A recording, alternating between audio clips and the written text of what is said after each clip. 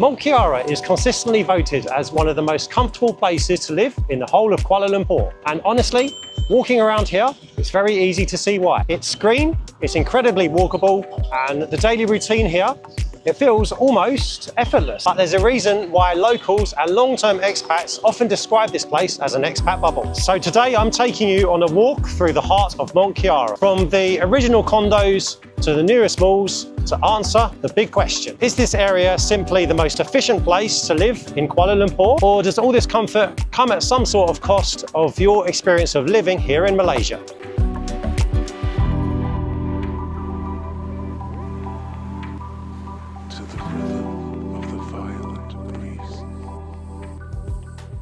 So to understand this neighbourhood, we have to start right here in Jalan Kiara 1. You can think of this as effectively the spine of this entire district. Today, it feels like a dense vertical city, but you'd actually be pleasantly surprised because the history is actually fairly recent.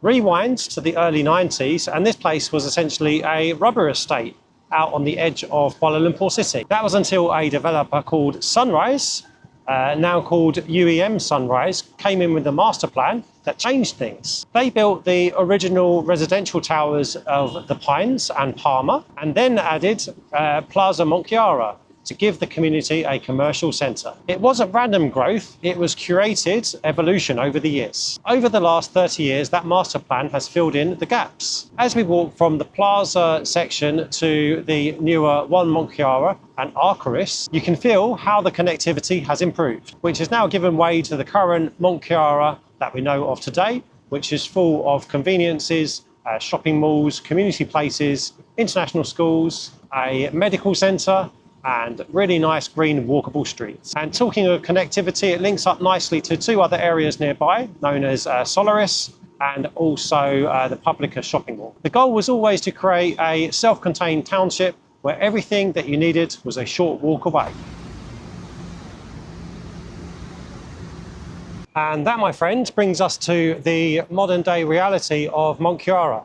And walking from Sunway 163 down to One Mont Kiara, we start to see examples of this 30-year transition. It's not just about condos anymore, it's about a fully functioning lifestyle ecosystem. You'll hear English, Malay, Chinese, Japanese, Korean, French, all spoken on the same street corner. You have specialised grocers, international schools and cafes that you could commonly find in places like London or Melbourne. And this is what people mean by that term bubble, because of its level of convenience. You can live, work, socialise and eat without ever having to leave this 1 kilometre radius. But that convenience comes with a very specific trade-off. Your version of Kuala Lumpur may quietly become very curated. So the question becomes, are you going to be okay with that?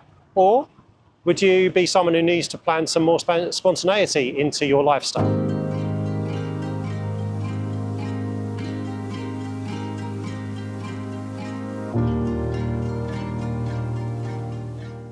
Most people think about Mont Kiara and the density of the neighbourhood, but just a few minutes up the road, you're here. On one side, you have cafes, condos, international schools, and all of the conveniences of the density of the neighbourhood.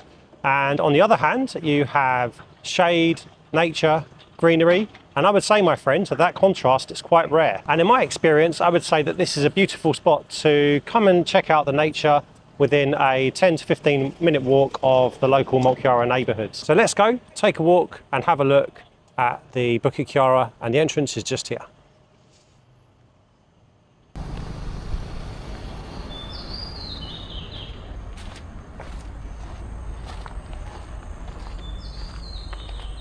Okay, my friends, so as we walk in through the main entrance here of the trail, you can see how conveniently close it is to the start here. So we'll just take a little bit of a walk and talk here as we speak about this trail, and it is such a great nature trail to have access to. As you can see, we left the urban space behind us there, and here marks the start of one of the entrances of the trail, and we could start to talk about the history of this place. So this isn't just a small park, this is one of Kuala Lumpur's biggest greenlands. And the name of this trail is called Bukit Kiara. It sits next to, as we mentioned, the Mont Kiara residential area. And historically, this place was a bigger part of a nature reserve here in Kuala Lumpur. And they have preserved the nature here of Bukit Kiara. And that's why it feels kind of like untouched and raw nature. And I know myself, I've trekked through here a couple of times now. And there are local groups here that do morning hikes and even kind of like evening runs through the jungle. So it is a regular space that's used in the neighbourhood. People come here in the mornings to get their kind of daily regular exercise in. And so yeah, when you think about comfort, it's not just about the density of the urban side of the neighbourhood with the cafes, condos, supermarkets, etc. It's about having this on your doorstep and to have this in close proximity to where you live. And the beauty of this is that you've got the structure, the convenience and the density of the neighbourhood, but then you've got the quiet, peace and nature within easy reach of where you live. And I would say that combination makes Mont Kiara a great place to live for a lot of people. Having that combination of nature and the urban part of Mont Kiara.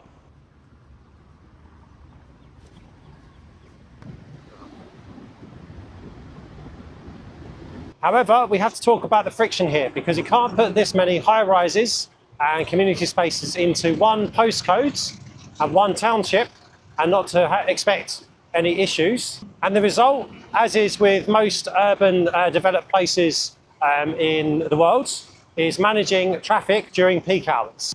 Now, just to give you some context, it's currently 4 p.m. here in Jalan Kiara 1, and there was some traffic further behind me here. This is not too gridlocked at the moment. I think perhaps maybe people have travelled out of town already for Chinese New Year, because it is Friday at the moment, and I think a lot of people may have already travelled out of the city before the weekend. But with that being said, if you are trying to get into Mont Kiara during those peak traffic times, let's just say 8 a.m. in the morning trying to get in, or let's say 5 p.m. Leaving the township, then do expect perhaps some traffic here or there on particular roads. So Mont Kiara as a whole may be a very comfortable place to reside in, but sometimes that comfort, especially during those rush hours, you may need to have a little bit more time to manage your travel between places and also have a bit more patience if you are traveling during those peak hours. But you know, each place comes with its different bottlenecks, I would say, in terms of living in a urban place.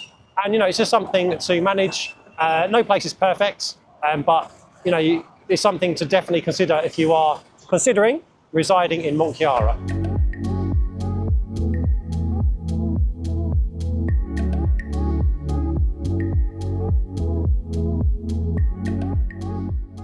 Okay, my friends, so when people talk about Mont Kiara and this expat bubble idea, what we're really thinking about here is not necessarily the culture of Malaysia, so to speak, but the routines that the neighbourhood offers because of the kind of very contained aspects of the township. And I would say the routines becoming very efficient without having to think too much about it. And with everything being kind of contained in such a small radius, you may find yourself naturally spending most of your time in that area. And that is the appeal of the neighbourhood for a lot of people, to have everything within such close proximity within one confined area. And just across from here, where we are now, is Sri Hartamas. This neighbourhood is just across the road from Mont Kiara. You just need to cross the main Desa Kiara roads, and within 5 to 10 minutes you'll be in this neighbourhood.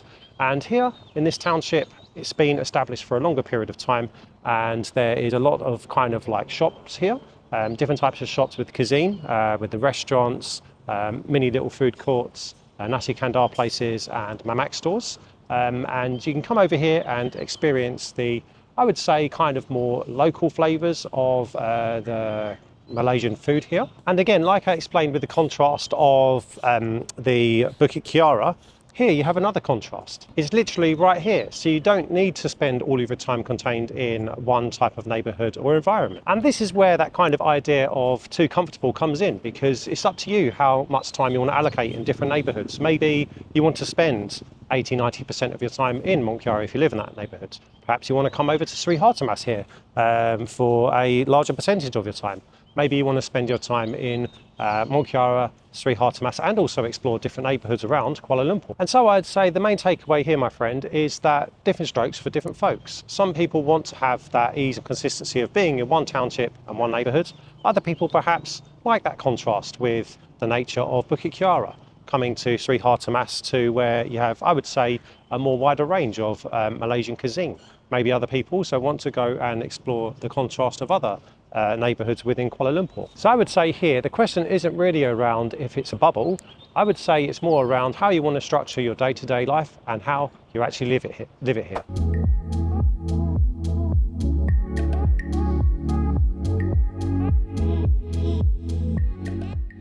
Okay, so if we're talking about price point, this type of neighbourhoods will naturally come at a certain price, taking into account more than just the unit that you're paying for. So depending on your preferences, there's this idea about, on one hand, with the older buildings, and then on the other side of the coin, the newer buildings. And with the older buildings, you'll find that you generally have more space, better value, and these type of things, whereas we're thinking about newer developments, perhaps more up-to-date, more modern, and also built in with a higher convenience. Yeah, and generally I'd say the newer buildings, they have kind of like a different type of finish. But I would say what holds up against both types of units that you're looking at here is the consistency of the value that you get with the living environment that you reside in. And one thing that you'll find, regardless of whether you go for a newer building or an older building, is the walkability aspect of the neighbourhood, which is quite rare in terms of being in a big city like this.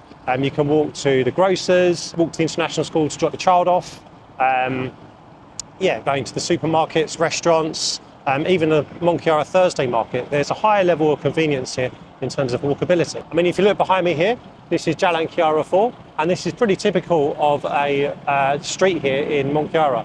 Well-paved pavements here, nice and clean, nice and walkable, and also a little bit of greenery here or there when you're walking along the streets. You'll see in the mornings and in the evenings, it's quite a popular place to go running or walking, or going out to walk your dog. This is quite common to see with the residents here of the neighbourhood. So when it comes down to the pricing of the unit, try and think of it more than just paying for what you get per square metre.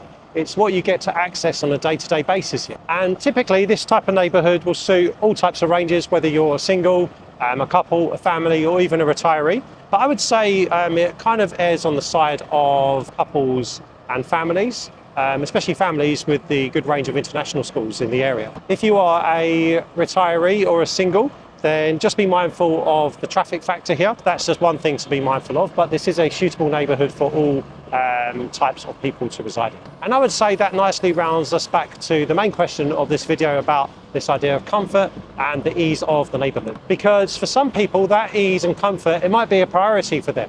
Whereas for others, it may not rank so highly up there in terms of their importance of the neighbourhood that they live in. And then I would say that it starts to become less about the cost and actually about preferences of living here in Mont Kiara.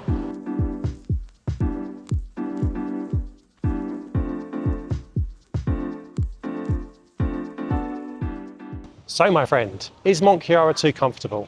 Well, I don't think it's about being too much or too little. I think it's about it being the right fit for you. I would say if you value structure, routine and consistency, then it's a well-designed place to live here in Kuala Lumpur. If you do find yourself liking Mont Kiara, but you do want a little bit more immersion, unpredictability and contrast, then you may find yourself still going out to other parts of the city to get immersed in the cultural side of living here in Kuala Lumpur whilst using Mont Kiara as a base. And I would say that that's an important distinction to be aware of in terms of Mont Kiara. It doesn't limit your experience of living here in Kuala Lumpur in Malaysia, but I would say it's a great starting point and a place to potentially reside long term, where you can have a structured base here and go out to explore the other parts of the city and the country. And I would say if you do pick Mont Kiara as a place to live, this idea about comfort and ease, try and use this as something to design your life around depending on how you want to live. And from the outside, it can almost look too good to be true.